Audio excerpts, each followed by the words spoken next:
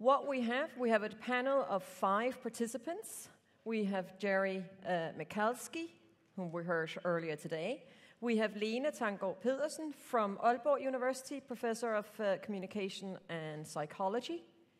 And we have Peter Hesseldate, Senior Specialist in Innovation at the Universe Foundation.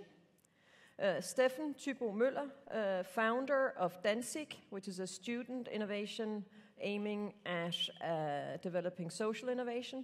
And we have Mikkel Trym, director of Shell, which is a project encompassing 3 universities in Copenhagen, aiming at creating entrepreneurial students and learning environments. So welcome to you all, and we will have a debate going on the panel here for the next approximately 30 minutes, and then we'll open the floor to questions. So if you have questions, start jotting them down. I have one question to get the debate going. Apart from, as I told you earlier on in the break, there seems to be a consensus that we'd like to redesign the current education system. A designer has said to change something, build a new model that makes that existing model obsolete. Given the fact that we actually don't have a new model yet, can we conclude that the existing model is not obsolete? Does the existing model that we have in the universities, the primary schools, high schools, are there still some bearings, some truths, some good aspects of the current system? So, may I? So you're asking a very binary question, I think intentionally. And the truth is almost always gray. The answers are almost always it depends. There's some good in everything. Mm-hmm. There's some good in the worst of situations that you can pull out, lessons you can pull out. What we tend to do a lot as society is we throw the baby out with the bathwater. It's just a silly saying, because who wants to do that? So there's lots of good things, including many great experiments happening inside the school system. And yet the school system, I think, is obsolete in many ways. So the question is, what do we pick? How do we build new understandings of what it means to learn that are broadly acceptable? How do we build new understandings of what it means to be certified, and I hate using that word, to be approved, to be authorized, to be qualified, maybe is a good word, to do something? You know, are you qualified to fly an aircraft? Are you qualified to mow a lawn? Are you qualified to give a speech? Whatever it might be. And in some cases, you don't need qualifications. You need minimal qualifications. In others, you could learn them a very different way. It turns out that to pass a bar exam in the US, you don't have to have gone to law school. You can just apply and pass the bar exam. And then you can go to the bar and be a lawyer. But everybody thinks you have to go to law school, right?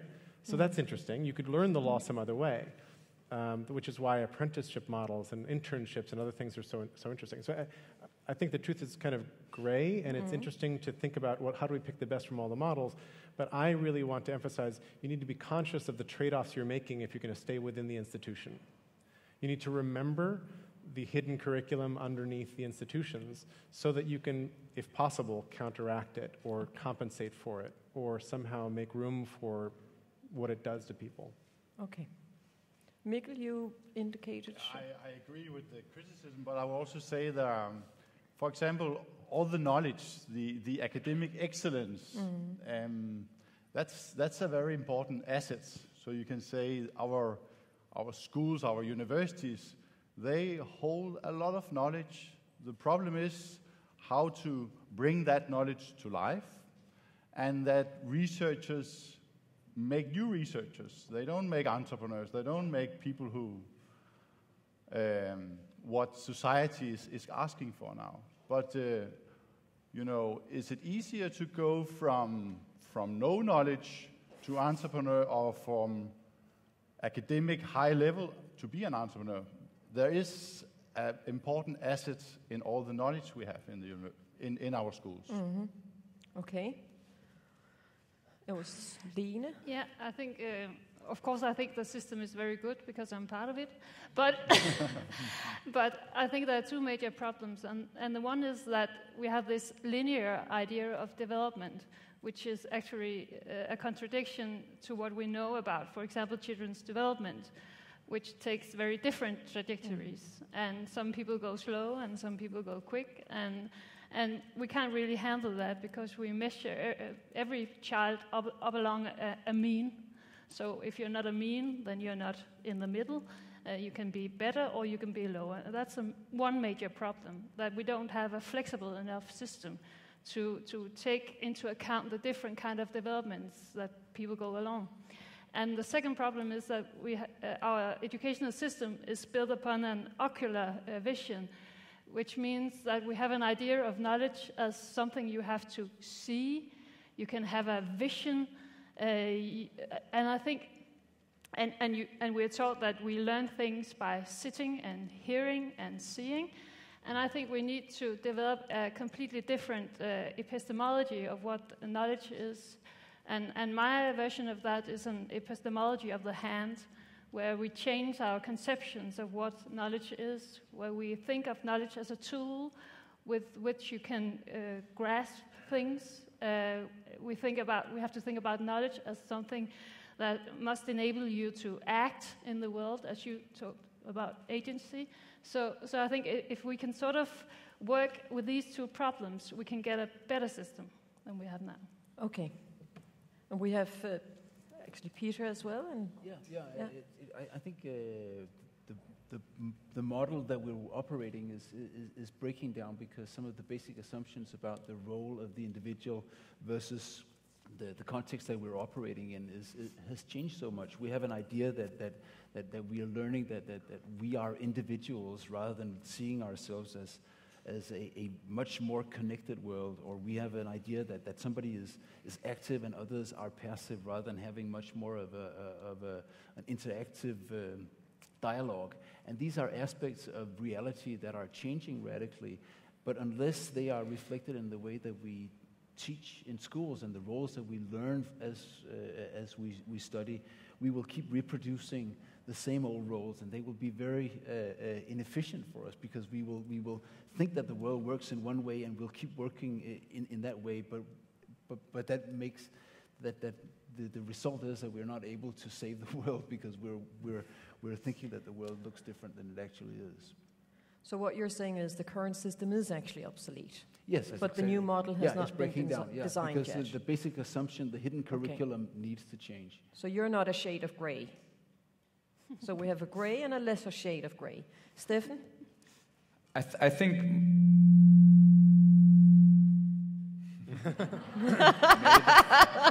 Did everybody get that? May the force be with me. We could have rehearsed that if we wanted that was to. A major I download. think. You are. I am. Yes. Okay. So I agree there's a lot of knowledge we can tap into. There's a lot of accumulated knowledge in our educational system. The problem is, I think, what they've experienced today is a huge identity crisis, because everybody agrees that, of course, we should adapt our systems to the 21st century. I think everybody agrees that it would be nice if we could just adapt and change. But when we talk about how we do it and the implementation and the purpose of our educational institutions, that's the identity crisis. Because when you ask university leaders, for example, so why do you have this university? What's the function, the mission of your university? You'll hear very different answers, or worse, you won't hear an answer. They don't even know. So I think they should start with the question, what is our purpose? And then if they focus on, say, we should contribute to social development, to solving societal problems, to make progress for human beings, they will need different solutions. They cannot continue to remain in this system of silos where you have each institution, each university, each educational institution working for themselves, for the customers, as you talked about earlier. And that's the major crisis. We need different platforms, another kind of collaboration. So I'm skeptical, but I think people and universities and educational leaders are trying to ask them those basic questions. Why are we here? I think that's the first question, and then let's talk about how to do it afterwards. So if we tap into that, because we have the questions on the slide behind you that we're supposed to be discussing, and one of them is, how do we educate motivated, independent, entrepreneurial minds of the 21st century? Would you see that as the purpose of educational institutions today? Yes, definitely for the elite. Yeah. But I really think we have to, yes, universities have to collaborate much more than they do now, but we also have to collaborate on a vertical level, going down to daycare systems and all up through the system. And then we have to discuss how can we create an inclusive educational system where there's a place for the entrepreneurial mind and a place for the one who wants to follow the entrepreneurial mind and the place for the one who wants to create a life with a high life quality, which maybe nobody can see is a life. So I think one way to motivate everybody is actually to try to draw the roads that you can go and to draw very many roads that you can go to become an independent, motivated individual. Mm-hmm. Okay, yes, and Peter, you have a... Okay, if you pick apart the sentence a bit, motivated, independent, entrepreneurial minds, it sounds like a room full of people who will just I was going to do this. Exactly what you're saying is where I was going to go to. It sounds like hell on earth. So that's not the purpose. No, I don't think that's the purpose. I think if you go into it, I believe in motivation. That's fine. Okay. That's fine. Independent, interdependent. Maybe that's the difference in this world, that we are so connected and we are interdependent and we understand that we have shared faith and we need to create value by working together. So definitely, if it's only independent. Count me out. Entrepreneurial minds. I have a problem with the word entrepreneurial. It's just, we all talk about leadership and entrepreneurs all the time. And I'm just thinking, maybe if everybody is educated to become an entrepreneur, again, this is hell on earth. You cannot be in a room where everybody is an entrepreneur. But you would like to be in a room where everybody is a participant and a co-creator and everybody has agency, as you talked about. So everybody see that they have a role to play and they can take an initiative and participate in creating something together. But I think this entrepreneurial thing is something, for me, it's a definition of somebody who then moves beyond that. And I think if we can create a culture of agency or participation and co-creation, entrepreneurship will follow. But I'm not so concerned about the entrepreneurial part of it. I think that will come if everybody is just used to taking some kind of co-responsibility. I'm just going to go straight to Mikkel, because right now you've just made him redundant, because your purpose in Shell is actually to create and educate entrepreneurial minds of the 21st century. Yeah, so and a central issue there is, I think, and it connects a bit to what Stefan says, that education is far away from the purpose. There's not a fast feedback mechanism on education. We educate people, and what they are used for takes such a long time. So the system are very slow in adapting to change. So what we do is we create platforms where you can meet your needs and you can try and learn together in co-creation and so on. You spoke, so you're trying to hold on to your job by saying that we'll co-create new entrepreneurs. We will co-create new entrepreneurs. Yes. Good political answer. Wow. But just to challenge a little bit, because one thing you did say was that the system is slow in adapting to the needs.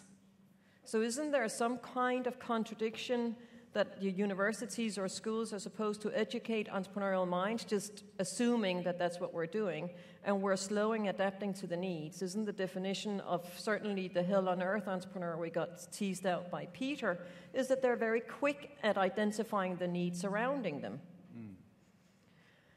In Sweden, the educational institutions form the largest place of jobs, has the most amount of employees. Is that the reason why they're so slow in adapting and changing? Too many people. We heard about the academy, Khan's Academy, 1 million learners, 20 employees. So should we just reduce the universities, the amount of staff by 95%, and then we'll see change?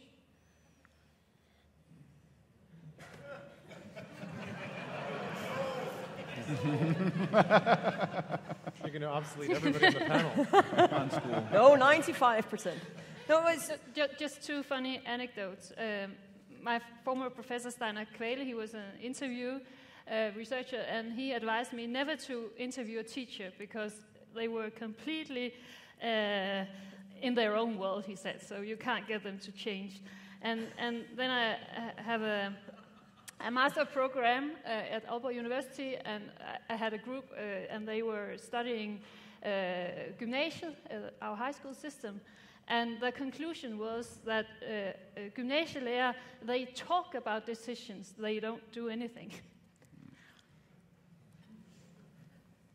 So it doesn't bode well for the education in the 21st century if it's the teachers?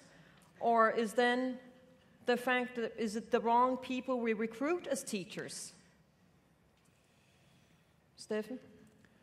I think first, back to your first question, I think it's important in a crowd like this actually to acknowledge that we shouldn't all be entrepreneurs. I think Peter is right in thinking that we shouldn't all be leaders and entrepreneurs. I think we should what someone calls make smart specialization, that for those who really want to build, why am I so... It's your power. What we should do, your aura, is overcoming the speaker system. Focusing on the path, the road, as you said, for those who really want to do it, even despite whether they're from humanities or social science, as myself, and not a business school. We should let them, lead the way and find the platforms where people are there. We shouldn't all be entrepreneurs, and that's why we focus on social innovation and not just social entrepreneurs. In the question about, for those who really want to be entrepreneurs, I think that's the question for teachers. Can you teach entrepreneurship?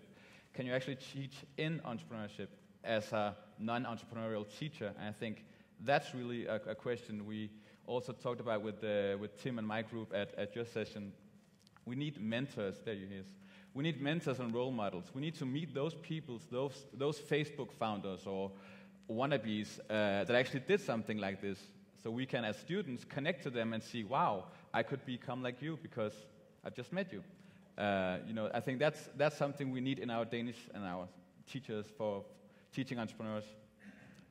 More role models, more mentors in our educational systems. And in Denmark, we don't have a system for supporting that, especially at higher education. Okay. Mikkel, you were... Yeah, and when we meet in a setting like this, yes, and we say all entrepreneurs, it's, it seems we are a lot. Our three institutions, it's 50,000 students and 6,000 employees, and they are not all entrepreneurs. So it's a little drop, and there are some happy successes, pockets of success.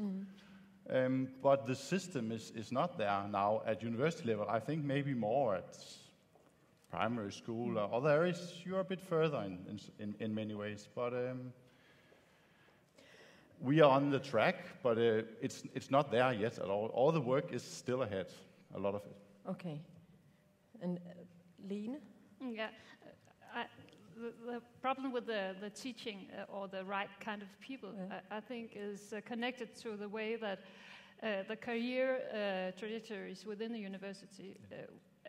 At the current moment, it's not very attractive to be a good teacher, because if you're a good teacher, you're going to be teaching, and then you have left no time for your research. So we have to have a career path which is, I think, specialized within teaching. We have to have career path specialized within research, and also we have to sort of connect to the entrepreneurs around the university, have them come and teach sometimes, create communities with these different kind of people connected around concrete tasks. And we are moving a bit into this area at Aalborg University, but we are also sort of the small thing here. One could also say the danger is that you're creating another silo. So you can be a good teacher, and we learned this morning that it's not teaching, it's actually the learner that should be in focus. And then a good researcher, and then we connect to real life as an entrepreneur. But you have to specialize shouldn't a as well teacher as- also be shouldn't that also be a role model, a mentor? Like Stefan was saying, Jerry and Peter have been trying to Go ahead, Peter. Okay, yeah, I just wanted to bring up a point that I took away from the session we just had, which I found very interesting. I think, do we have the right teachers? Depends on what the role of the teacher is. Yeah. Because if you rather than think that a teacher is somebody who knows something about a particular subject or is the expert, if you think of a teacher as somebody who facilitates learning, I think that's a very different role. And I wonder if the teachers that we have understand themselves as teachers in the sense of being experts on a subject and somehow sort of transferring that knowledge, or somebody who is a teacher in the sense that they facilitate that somebody can acquire knowledge, but they will need to do that. So I think it's interesting to think, what is a teacher actually? I think that role may have to change completely. In that case, we probably don't have enough teachers right now. Well, it's funny because teaching is not, at least in the US, it's not a very highly paid profession. So unless you have a partner who's got a real full-time job, you're going to have a really hard time making a living just as a teacher. And so it's not attracting a lot of... The teaching profession is full of very well-intentioned people who are smart, who are trying to make it work within the system. It's also full of a lot of people who are just marking time and just kind of there, right? And this varies wildly around the world. So I was in Tanzania, and it turns out that in Tanzania, teachers are even worse paid. Primary school is compulsory, secondary education is not, and costs more money, so attendance falls completely through the floor. And what the teachers do is they teach pretty much nothing during the day, and then for those parents who'd like their children to pass a test and maybe go to advanced school, they say, oh, if you'd like your children to learn, I do tutoring after school. So if you pay me, I will teach your children after school, and there is nothing happening in the classroom. It's desperate. It's really bad. So we're fortunate to have more or less functional schools with more or less functional teachers in them. But if you want to reconceptualize how people learn, I keep coming back to the fact that it's just learning, and it's the same at any age, and we need to figure out how to normalize that, how to make it so that we understand how to learn at whatever age, whatever topic you want to learn, and then we can come around that to build communities, to build coaches, to build apprenticeships, to build whatever it takes to learn. And then more and more and more, the stuff we need to learn is just going to be published openly by somebody somewhere, not like you can just read a couple blog posts and learn something, but simulations, materials, raw data, experts' opinions, all that is just out there now to be engaged with. But and we're barely doing that. Yeah, so it's just interesting when I'm listening to what you're saying that you're talking about teachers, entrepreneurs, researchers. They're all as if they are people just embodying that one profession. I know in this room we have entrepreneurs who also lecture, who also facilitate other people's learning processes. And we learned that yesterday here at the conference. It's not either or, it's and. So I'm just trying to tease out here whether it's not possible, and Miguel is now trying to, let me talk. We have the lecturer, the learning facilitator, is an expert within, for example, social innovation, has a company or has another life. So giving up your profession to become a teacher as a calling and thereby go down in wages, as you were saying, can also be, I teach, I also have another part of my life. Miguel? Yeah, I really think we have to redefine how we recruit, yes. Especially in our higher education at university. Today we recruit researchers, and the power is in research, not in education. But maybe apart from that, and that's where you don't have so much a problem in the US, our teaching research community is not connected to the outside world, and you cannot have a double career path. You either have to choose to be academia or to be in business. Mm-hmm. There's no shuttle there. And we need that shuttle bus so you can do both. Yeah. Thank you. Now we're going to shuttle to the audience and ask for if any of you have any questions you'd like to ask the panel. I have a question. All right. Oh, good. And you get the first? Okay. Right. The question, actually, it's because you're touching upon a lot of things, I think, that we've talked about throughout the conference. And the things that you were talking about, especially Jerry, with consumerism and how I work in the entrepreneurial space, and a lot of the things that you're saying, I think one of the core things, and there's a kind of a combination between entrepreneurship and education, or talking about teaching. And I think at the core, most people do not know what that means. They don't understand, and we talk about entrepreneurs as if we understand what entrepreneurship is, and I think very few really are getting it, and it's also often focused on entrepreneur as someone who has a business, or some of the people are being quoted, and I believe it's more about the entrepreneurial spirit. And I do think we are all entrepreneurs. We all have the entrepreneurial spirit, just like we're all creative. We all have it in us. It gets kind of programmed out of us over time. What's your question? And now to the question. And so the question is, with that in mind, as I'm kind of proposing as a means of making it happen, that I'm saying that if we have a better understanding of how entrepreneurship or education has to be rebuilt or rethought, how can we make this happen? Because we've been talking about a lot of stuff, and you've been saying a lot of interesting things, but how do we actually take concrete actions based on putting something in motion now? So not talking about agency, doing it. Yeah. Line? Paths for agency. I'm not part of the marketing department at Aalborg University, but we actually do it at the psychology department where I'm employed. We have a professional program where we have top professionals coming and doing teaching for nothing, just because they want to be part of our community.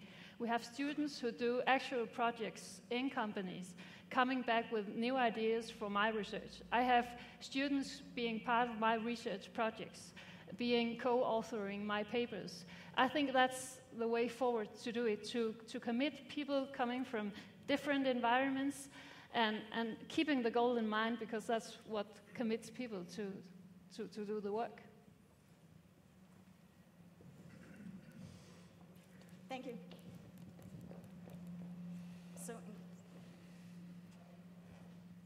Hi, just one question. Do you think that entrepreneurship is a generic discipline, or is it a way of teaching? Entrepreneurship is a weird term, so I think we may not all mean the same thing by it, right? So if you look at the French, it's you take from in between. It's prendre entre, right? You're taking from in between here and there. And it's not really a generative thing. It's kind of like I'm going to buy cheap and sell dear sort of thing. So from that maybe sort of cynical perspective, entrepreneurship is okay, and maybe we should all be entrepreneurs. Then I thought of enterprising, which is a similar word, but that's also about prise entre. It's like a really similar word. Then I thought about generativity. So how can you create generative things, whether they're businesses or not-profits, or I think the interesting question right now is how do you create blended businesses that have for benefit and yet feed the commons instead of plundering the commons. So yesterday we heard from Interface Flooring, which is a phenomenal company that, Ray Anderson's famous phrases are, one day I realized we were plundering. We were basically digging stuff up, making stuff, and getting it thrown away at the other end. We needed actually to feed the cycle and close the cycle. So if we could change the meaning of entrepreneurship to be generative, closed, full-loop cycle, interdependent, conscious actors in society, it might be a much better term, but we don't all agree that that's what it means. So I think it's being thrown about as a generic term for we need more people to be actively small business people who grow big businesses. Maybe that's what we generically mean, which is okay too, unless those businesses are all plundering businesses, right? So if there's no social filter on top of what an entrepreneur does, or no intention for that to be there, I'm less of a fan. It's also, some of these concepts like innovation and entrepreneurship come from economical science, and then we import them into the educational system. And maybe we have to be wiser with words, as you say, because these words keep being connected to their history. And so I think one way forward is to mix words in new ways, actually, and then to act on them. Or to explain what we mean about the words better and have that conversation openly. Yeah. Sofus? I'm going to touch back on what Laurie said, because it's a great discussion. Some of you agree that the system is broken, and I want to try to focus the rest of the debate on how to make that change happen then.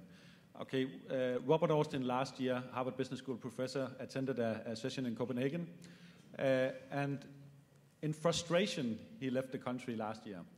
In frustration about coming from the US, from one of the world's most famous institutions of education, coming to Denmark, not actually being able to educate in the way that we all praise because of Danish regulations, because we are an over-regulated system. So my question to you guys is, we are a highly regulated system. What do we put in place of PISA scores and regulations to make politicians comfortable with a kind of decentralization and trust in that people can establish their own ways of educating people? Lene? I think the first book in their new curriculum would be Løgstrup, Den etiske fordring, which is a book about trust. And trust is a wholly different kind of thing than control. Right now we have a system with increasing amounts of control systems, which are very regulative for our behavior. We teach to the test and we act to the control system. So trust is a key, and we have a history in the Scandinavian society about this. So I think we have to go one step back and then read a new curriculum.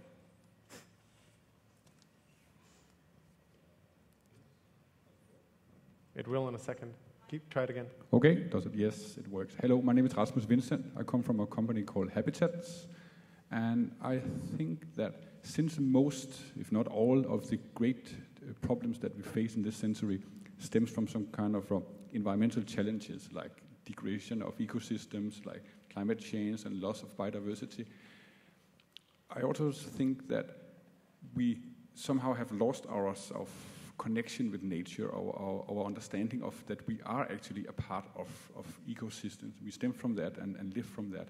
So my question to you guys would be, how could we use that challenge of reuniting with nature and again see ourselves as a part of larger ecosystems? How can we use that as a tool for rebuilding education in the 21st century? Peter? I think if you look at ecology, I think it suggests a lot of ways about how do you interact with others, that you see yourself as part of a larger whole, that you understand that your actions have consequences way beyond where you are acting, and that you are part of a long chain of things. This is the long now and big here idea. So I think that thinking in terms of understanding yourself as part of a very large system and integrating into the socializations. What does it mean to be a good citizen? What responsibility do you have? How are you held accountable for your actions?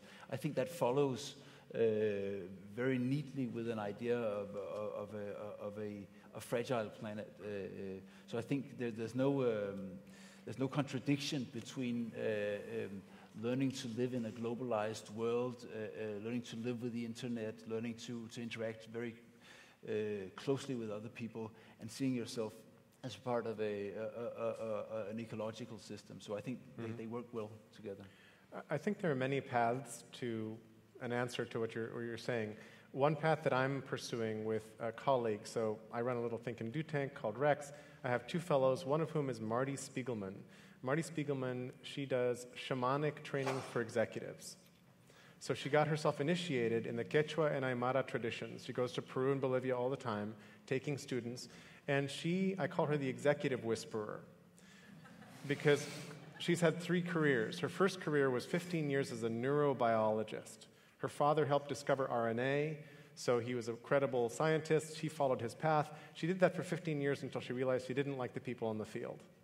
She left that, and she started a graphics studio in San Francisco. She did that for 10 years until the internet showed up. And the internet gave you 3 choices of fonts and 8 choices of colors, and she said, that's not so much fun.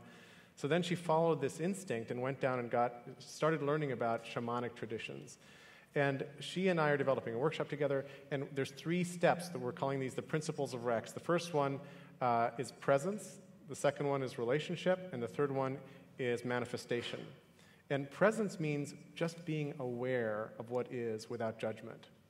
So if you can do that, you can and she has exercises in nature and a bunch of other things to try to reconnect people. She'll tell people, go outside and stand in front of a patch of the wild and see how many shades of green you see, for example. Simple things, to just try to reconnect people to begin to perceive differently.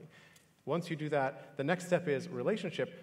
Once you're in that presence, you can start to actually understand the relationships between things and appreciate them, and you get this sort of intuitive knowledge of this is generative, this is negative, and you understand that, you know, how to begin to act inside of those very complicated systems. And the third one is manifestation. It's like, okay, now what do I do? And so if you're in that frame of mind and seeing the world connected that way, you can begin to act in a way that's not going to harm others, that's generative, that creates upward spiral between all the different players. And I think that's where we'd like a lot of people to be.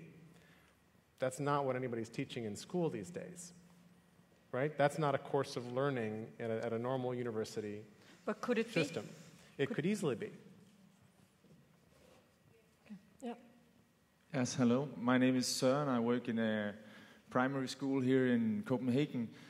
And I would like to ask, because sometimes in Denmark we have this system that everything is paid for when it comes to education, and some kids they take everything for granted, or so us adults feel it sometimes. I've often been forced to tell them a story about African kids I've met that walked through areas with landmines to get to their school Monday morning, and they had to stay there till Friday, because I was so frustrated about the way that they just, accepted this opportunity that I tried to serve. But you could try planting actual landmines on their yeah. commute. Just but to make it real personal. Is there a clash? My question is there a clash that we actually tell the kids, well, you have to go, you have to do this and that, and this is the curriculum that we want you to get to, and then at the same time you try to tell us, well, this should be voluntarily, you should have the possibility to choose, what do I feel like learning today, or where is my motivation going? So how do we cope with this clash of stick? Peter? Okay, I think this is part of our family discussions at home. So I've been traveling quite a bit in China in recent years, and it seems that and Singapore and Korea, and they are really, really, really serious about education. They're just incredibly serious about education, and I find myself coming home from Asia and then seeing my kids and say, you got to wake up, because this is a real problem, and I find that I think it goes to this thing about taking things for granted. I took education for granted. To me, school was something, I had to do it. It automatically appeared, or rather I automatically appeared in school every morning, and I just sort of sat through it. And if I lost the content of one particular day, oh well, there'll be another day. And you just sort of you linger on for about 10 years, and then, go on.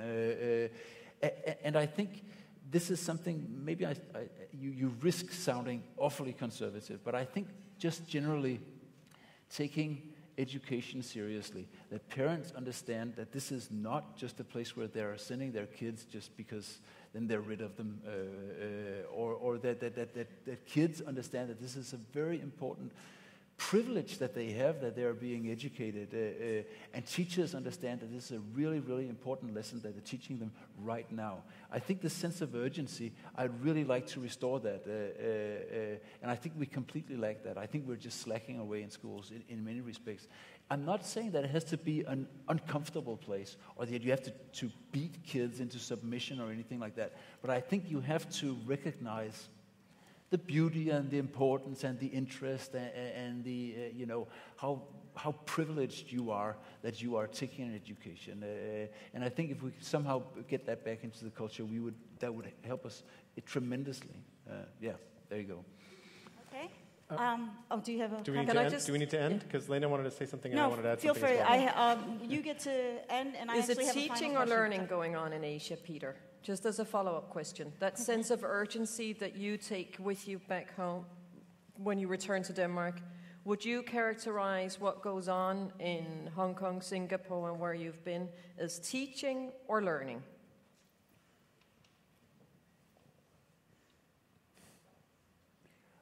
How can you? Yeah, what's your response? Pass an exam. Yeah, okay, but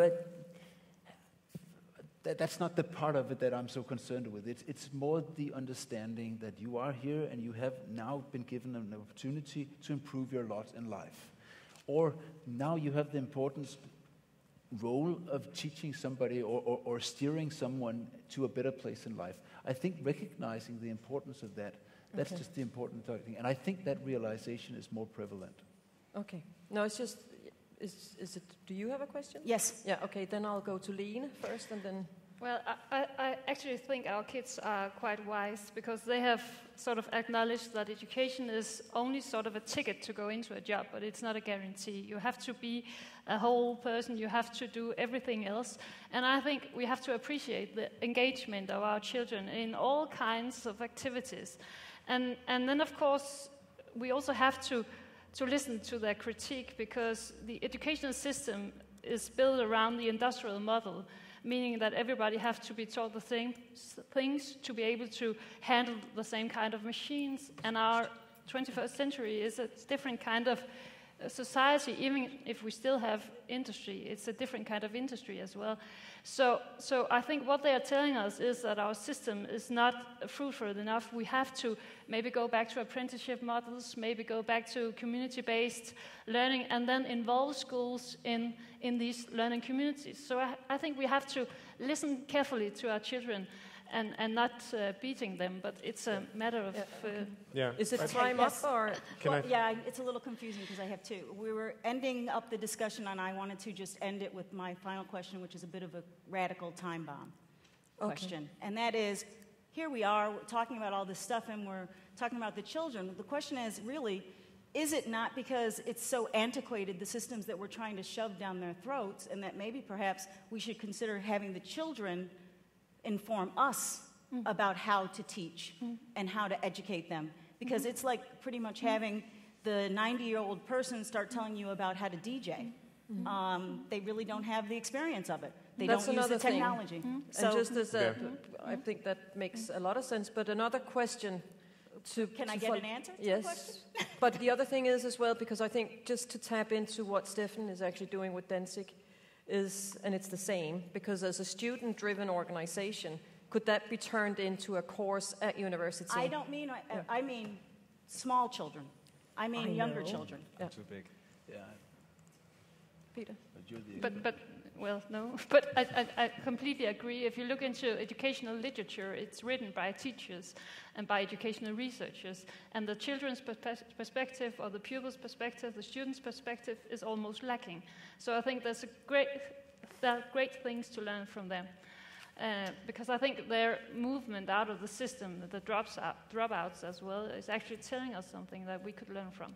Ask Niels Ehlund when he has since, have you talked to children lately? No. So I want to answer your question by going back to Søren's question a little bit.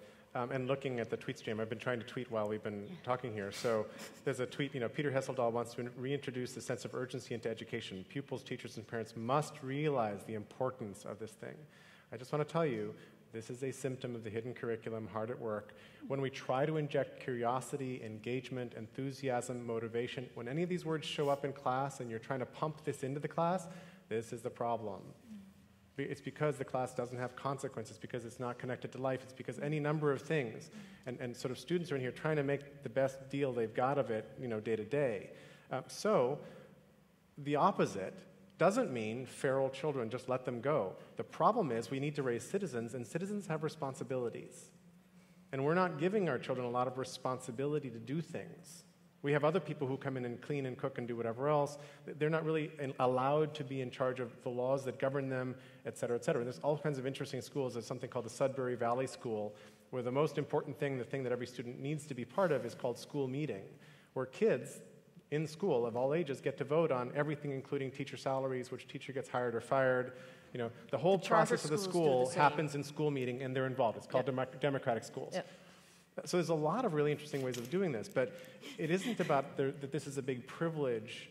Nobody's going to thank you for the privilege. And when you have to show up, when it's mandatory, there's a really interesting book called Finite and Infinite Games by James Carse, in which he says, he who must play cannot play. And learning should be fun. Learning should be play. But if you've got to show up in school and you've got to learn this now, and I'm sorry, right now we're in math class, you shouldn't be writing your poem, we're done. You're going to check out, and I don't blame you for checking out. Peter? Okay, I buy what you're saying. But I would say, let me relate with a personal story. Please. Okay, my son started kindergarten. The kindergarten had a policy that each child was very competent and they could figure things out on their own. They could figure out when they wanted to eat. They could figure out what they wanted to do during the day. And my impression of this place was that this was all fine. They had made a decision. We are one of those kindergartens. And now we can all relax.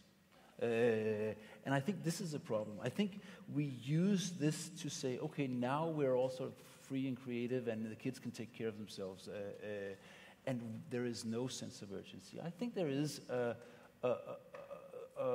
demand that you be present in your job and that the people are engaged in what they're doing. And I think that's just what I'm saying, that sometimes I feel that we, in Denmark, this may be a symptom, and I'm sorry about this, but that sometimes we think that if we have arrived in the creative society, this means we're sort of off the hook. I think the creative society is a development on top of the industrial society. This is the next stage that we're taking things to, and it doesn't require you to be less present or be less concerned about reaching, achieving some kind of higher level. And I think that's a problem. We think we're off the hook. I think we're closing now. I'd like to thank you very, very much for taking part in this discussion.